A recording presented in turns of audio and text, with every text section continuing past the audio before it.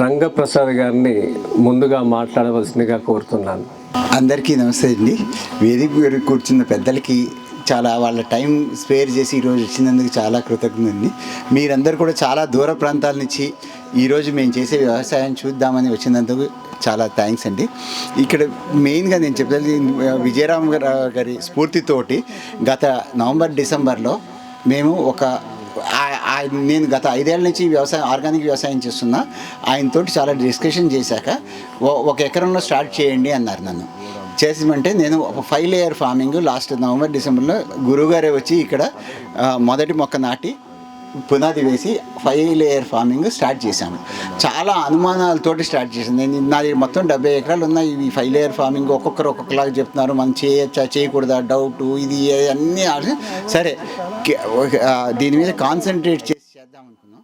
చేసి డే 1 నుంచి కూడా లెక్కలు వేసుకుంటూ వచ్చాము. అసలు మనకి పెట్టుబడి పక్కకి తీసేస్తే అసలు మొక్కలు మనం వేశాక ఒక్కొక్క లెక్క చెప్తూ ఉంటారు. అసలు నిజంగా వస్తుందా? కొందరేమో నో అని చెప్తున్నారు, ఇది పనికిరాని మెథడ్ అంటున్నారు, కొందరేమో పనికి వచ్చే మెథడ్.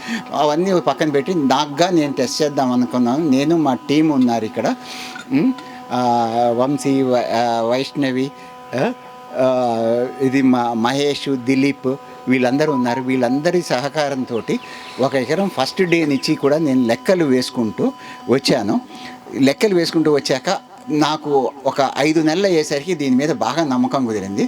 నమ్మకం కుదిరాక దీన్ని ఇంకా ఎలా డెవలప్ చేస్తే బాగుంటుందని గురువు గారికి చెప్పినప్పుడు, నీకు నమ్మకం కుదిరితే నువ్వు చెయ్యి. ఫస్ట్ టైం అయితే మనం చేయమన్నారు, ఇప్పుడైతే నువ్వు చేసి చూడు అని చెప్పారు. ఇప్పుడైతే మీ ఇష్టం, మీరు చేస్తానంటే మంచిదే, మీకు నమ్మకం కుదిరితే చేయండి అన్నారు. చేశాక ఇప్పుడు మళ్ళీ ఇంకొకేసారి ఒక 25 బాక్సెస్ 2 ఎకరాల్లో స్టార్ట్ చేస్తున్నాము. గురువు గారి దగ్గర తర్వాత మళ్ళీ మొక్క నాటిపించి ఈరోజు స్టార్ట్ చేస్తున్నాము. ఈ 5 లేయర్ ఫార్మింగ్ నేను చాలా అపోహలతోటి కూడా స్టార్ట్ చేశానని, కానీ రియలైజ్ అయింది ఏంటంటే మనం ఎంత కాన్సన్ట్రేటెడ్గా చేస్తే అంత లాభం వస్తుంది. ఫిగర్స్గా మాట్లాడకపోయినా ఒక భార్య భర్త ఒక జంట కానీ ఒక 2 ఎకరాలు ఉంటే వాళ్ళు దీని మీద శుభ్రంగా బతకచ్చనే నమ్మకం నాకు కుదిరింది.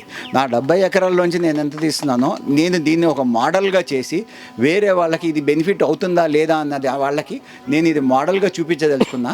ఎవరన్నా వచ్చి ఇందాక ఎవరో అడుగుతున్నారు కూడా, ఎవరన్నా వచ్చి కొన్ని రోజులు ఉండి, అంటే ఏదో వచ్చి చుట్టలాగా కాదు, నిజంగా నేర్చుకుందామని ఒక 3 months ఒక క్రాప్ సైకిల్ అంతా ఉండి నేర్చుకుంటా అంటే మా దగ్గర ఉండొచ్చు.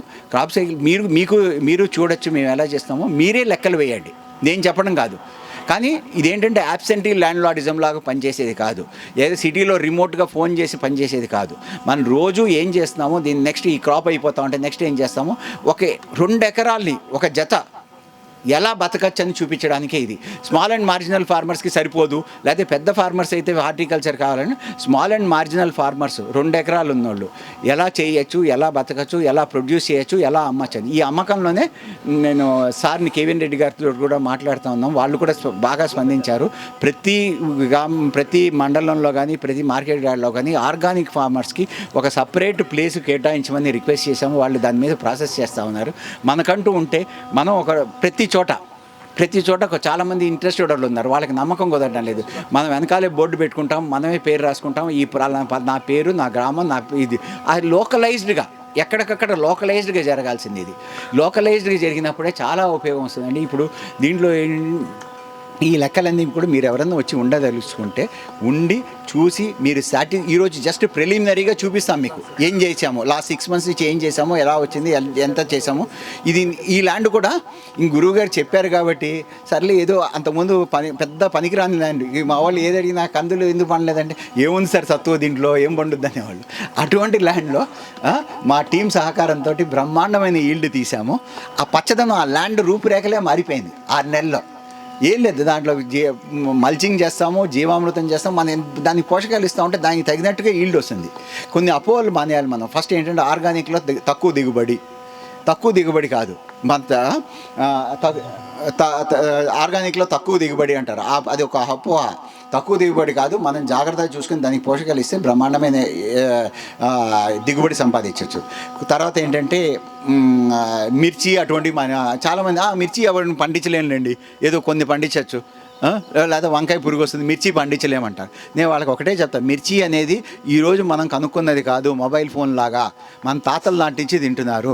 Prior to the onset of green revolution కూడా మందులు లేకుండా బ్రహ్మాండంగా పండించారు మిర్చి. మన తాతలు అన్నీ తిన్నారు, ఆ రోజు పండించగలిగింది. ఈరోజు ఇంత టెక్నాలజీ పెరిగాక, మన ఇంత సైన్స్ పెరిగాక మనం ఎందుకు పండించలేము? కానీ వాళ్ళ నాలెడ్జ్ వేరు, వాళ్ళకున్న లోకలైజ్డ్ నాలెడ్జ్ చాలా ఎక్కువ. మనకి ఏంటంటే జనరేషన్ టు జనరేషన్ గ్యాప్ వచ్చినప్పుడు రిలేలో ఒక బ్యాటర్న్ ఒకరికి అందించినట్టు, ఇంతకుముందు తాత తండ్రికి కొడుకు అలా అందించినట్టు ఆ జ్ఞానం అనేది పోతా ఉంది.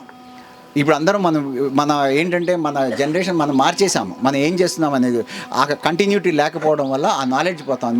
మన తాతలతో మాట్లాడినప్పుడు, ముసలోళ్ళతో మాట్లాడినప్పుడు ఊళ్ళల్లో వాళ్ళు చాలా నాలెడ్జ్ చెప్తారు.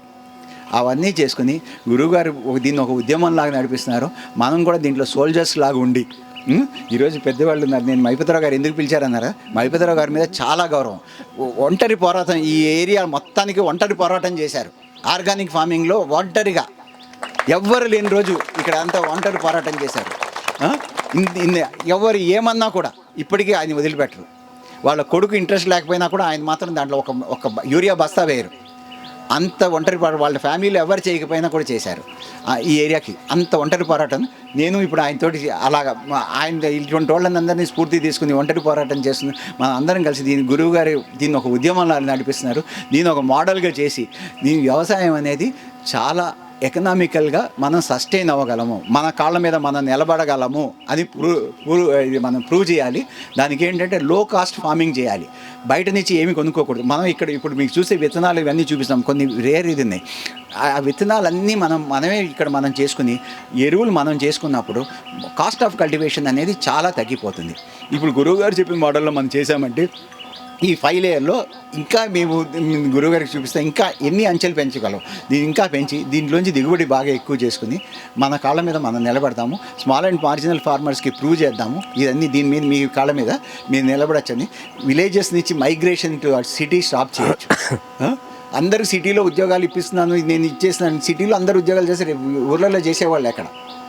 ఊళ్ళల్లో కూడా మనం చేసి ఊళ్ళల్లో చేయాలి అంటే వాళ్ళకి ఆ నమ్మకం కల్పించాలి. ఇది చూశాక మీకే నమ్మకం కల్పించి గురువుగారి స్ఫూర్తితోటి మనం అందరం ముందుకు నడుద్దాం. థ్యాంక్స్ అండి. మరిన్ని అప్డేట్స్ కోసం బ్యాక్ టు రూట్స్ యూట్యూబ్ ఛానల్ని సబ్స్క్రైబ్ చేసుకోండి.